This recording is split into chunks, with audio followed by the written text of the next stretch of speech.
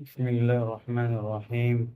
اللهم صل على سيدنا محمد وعلى آل سيدنا محمد كما صليت على سيدنا إبراهيم وعلى آل سيدنا إبراهيم، وبارك على سيدنا محمد وعلى آل سيدنا محمد كما باركت على سيدنا إبراهيم وعلى آل سيدنا إبراهيم في العالمين إنك حميد مجيد.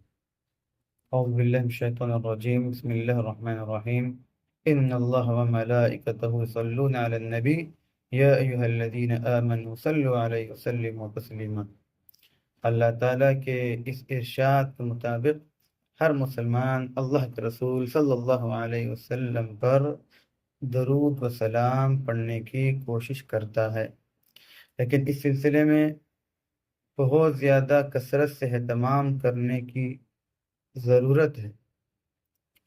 اللہ تعالیٰ کا حکم اور اللہ تعالیٰ کا عمل اور فرشتوں کا عمل اور درود الشریف پڑھنے کا حکم خود حضور اکرم صلی اللہ علیہ وسلم نے حکم ہے اللہ کے رسول صلی اللہ علیہ وسلم کا، اور بہت سے فوائد ہیں۔ اس سے اللہ کے رسول صلی اللہ علیہ وسلم کی محبت میں اضافہ ہوتا ہے، اور آپ صلی اللہ علیہ وسلم کا یہ حق ہے۔ گزشتہ صحیح مسلم کی ایک روایت ہم نے ذکر کیا تھا، جس میں یہ فرمایا گیا تھا کہ ایک مرتبہ اللہ کے رسول صلی اللہ علیہ وسلم پر درود شریف پڑھنے سے اس پر اللہ تعالیٰ 10 مرتبہ رحمت نازل فرماتا ہے۔ آج امام بخاری رحمۃ اللہ علیہ کی کتاب الادب المفرد ایک حدیث المعجم الاوسط میں بھی ہے، اس کا ذکر ہم کریں گے۔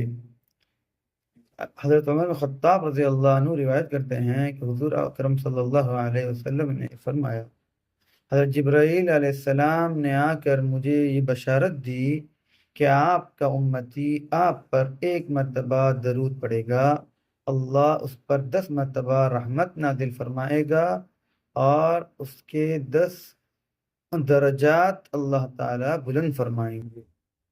اللہ تعالیٰ ہم سب کو کثرت سے اللہ کے رسول صلی اللہ علیہ وسلم پر درود شریف پڑھنے کی توفیق عطا فرمائے۔ السلام علیکم ورحمۃ اللہ وبرکاتہ۔